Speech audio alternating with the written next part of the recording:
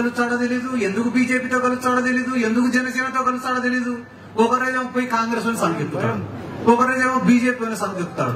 2 సంఘాలు ఖాళీ లేవని ఇప్పుడు పోయి పవన్ కళ్యాణ్ గారి నెత్తి మీద వస్తున్నాడు. ఆ పవన్ కళ్యాణ్ ఎందుకు ఊగిపోయి మాట్లాడతాడో నాకు అర్థం కాదు. నేను ఇప్పుడు ఒక 5 నిమిషాల నుంచి మాట్లాడతాను, మత్సంగా మాట్లాడతాను నిలబడుతాను. వాళ్ళందరూ నా మాట వినడం లేదా? ఎవరి పక్క ఉండేటోళ్ళు నవ్వుకోవడం లేదా? ఎవరి మాట వాళ్ళది. ఆ మూల పోతాడు, ఈ మూల పోతాడు.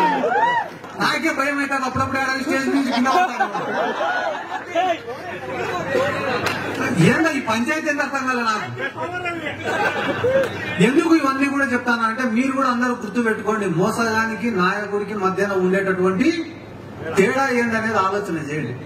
మోసగాడు అనేవాడు ఎట్టుంటాడు రా అంటే నీ కష్టాన్ని వాడుకుంటాడు, నా కష్టాన్ని వాడుకుంటాడు, నీ శ్రమను వాడుకుంటాడు, నా శ్రమను వాడుకుంటాడు, ఎదుగుతాడు. ఎదిగిన తర్వాత అందరినీ కూడా మర్చిపోతాడు. కానీ నాయకుడు అనేవాడు ఎదిగిన ప్రతి మెట్టును గుర్తు పెట్టుకుంటాడు, సాయం చేసిన ప్రతి గుండెను పైకి తీసుకొని వస్తాడు. జగన్మోహన్ రెడ్డిని నమ్ముకునే ప్రతి కార్యకర్త కూడా ఈ రోజు ఒక ఎంపీటీసీనో, జెడ్పీటీసీనో, సర్పంచో, మున్సిపల్ చైర్మన్, కౌన్సిలర్లో, కార్పొరేటర్లో, లేకుంటే కార్పొరేషన్ చైర్మన్ లో, ఎమ్మెల్యేలో, ఎంపీలో, రాజ్యసభ సభ్యులో, చిన్న చిన్న బీసీలు, ఎస్సీలు, ఎస్టీలు, మైనార్టీలు పెద్ద పెద్ద స్థానాలలో కూర్చొని కదా. పవన్ కళ్యాణ్ నమ్ముకునే ఏం చేస్తారు? సైకిల్ గుర్తు పట్టుకొని తిరుగుతారు. ఏం చేస్తారు? సైకిల్ గుర్తు. ఆ మాట అనకూడదు కానీ తప్పడంలో ఏం చేయమంటావు? ఎంత కంట్రోల్ చేసుకునే టెంప్ట్ చేస్తాను.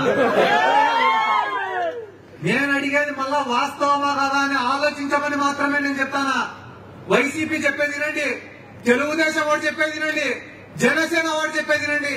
కానీ నిజమేందో ఆలోచించాల్సినటువంటి బాధ్యత ఇక్కడ ఉన్న ప్రతి ఒక్కడి పైన ఉంది. ఎందుకంటే మంచి చేసి కూడా ఓట్లు గెలిచలేకుంటేటన్నా మనం తప్పుడు వాళ్ళే గెలుస్తారు.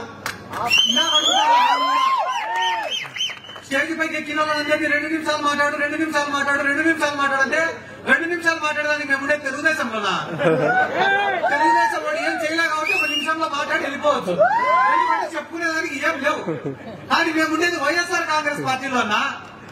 అసలు మహిళలు ఏడైనా ఆసరా ప్రోగ్రాం లేకపోయి మైక్ ఇస్తే వాళ్ళు లాక్కునే ఇవ్వడంలే మైకు.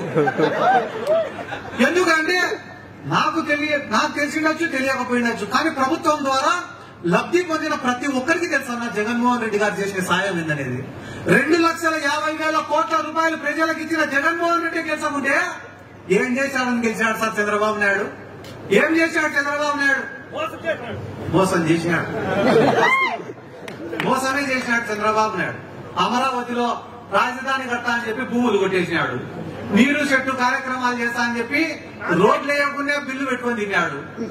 జన్మభూమి కమిటీలు అంటున్నా, ఈ జన్మభూమి కమిటీలు చెప్పడం మర్చిపోయినా. మా ఊర్లో ఒక రేషన్ కార్డు రావాలన్నా జన్మభూమి కమిటీ సంతకం పెట్టాలి, ఒక పెన్షన్ రావాలన్నా జన్మభూమి కమిటీలో సంతకం పెట్టాలి, ఒక ఎస్సీ కార్పొరేషన్ లోన్ రావాలన్నా, బీసీ కార్పొరేషన్ లోన్ రావాలన్నా, ఏం కావాలన్నా కూడా జన్మభూమి కమిటీలో సంతకం. లాస్ట్ మొగుడు పిల్లల సంసారం చేయాలన్నా వాళ్ళ సంతకం. కానీ ఈ రోజు పేదవాడికి సంక్షేమ పథకాలు అనేవి ఎట్లా అప్లై చేసుకోవాలో కూడా తెలియదు, ఏమేమి పథకాలు వస్తాయో కూడా తెలియదు. అట్లాంటిది ఈ రోజు పేదవాళ్ళు సచివాలయానికి పోయి వాలంటీర్ల కాడికి పోయి మాకెందుకు రాలే పథకాలు అని చెప్పి కొట్లాడుతున్నారు. ఆ స్టేజ్ లో నిలబెట్టింది ఎవరు? అలా ఓటు పడేది ఎవరికి? మధ్యలో వచ్చే బఫూన్ గాళ్ళతో అందరి గురించి మేము మాట్లాడాలన్నారు.